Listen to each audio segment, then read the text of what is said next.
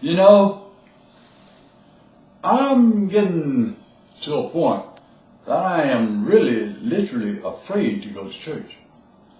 I mean, you know, how can you go to church when you got people in the church that is calling Jesus a lie? That's right. In other words, they said they calling Jesus a lie. Jesus came into the world, and the scriptures are very plain about this, to take away the sins of the world and to provide a way for people to, you know, have access to the kingdom of God, to his Father's kingdom. And, you know, Jesus explained to us over and over again, the people that were there, that his flesh had nothing to do with this. He said, what I'm teaching you, the ideals, that's what you got to learn in order to be able to be cleansed of your sin. You know, but you got people in the church today saying, hey, wait a minute, Jesus. Now listen, you just go ahead and sit down. You don't know what you're talking about. You know, your physical blood is what we need. You know, but Jesus was plain about it in the book of John.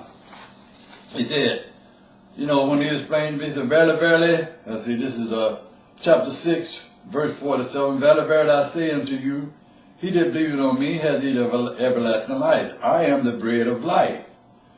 You see, this is the bread which come down from heaven, that a man may eat thereof and not die.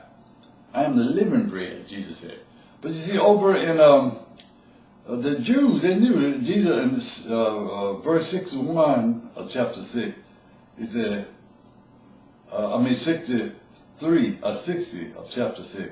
Many therefore of his disciples, when they had heard this, said, this is a hard saying. Who can believe it? In other words, they said, how can we eat this man's physical body and get cleansed of our sin? That's a hard saying. We don't understand this. Of course, cannibalism was, you know, was not out of question in that day. You know, people still eating people, you know. But Jesus go ahead and explain it to them. He said, it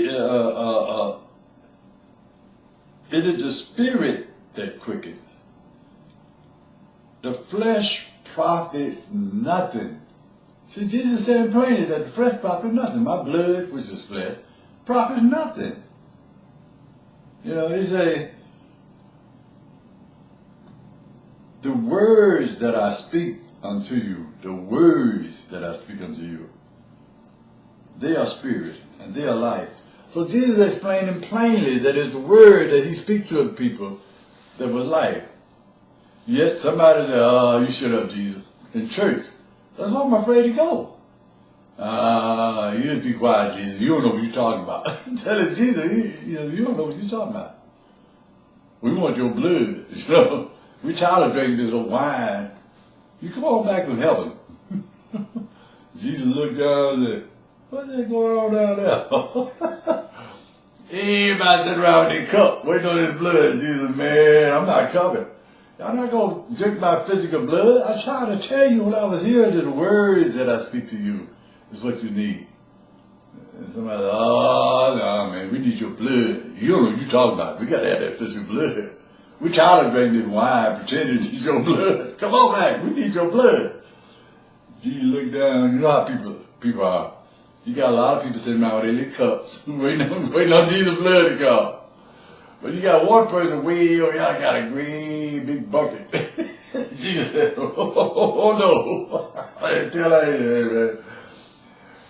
And then they sent me to try to get the thing straight. But people don't want to believe me. It's the words that Jesus taught us.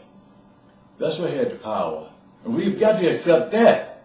We have got to accept the idea that it was the words that Jesus taught us. But see, the teaching of Jesus tells us plainly. And we know that sin is associated with ideals, sinful thoughts. We know nothing about the physical blood going to cleanse sinful thought.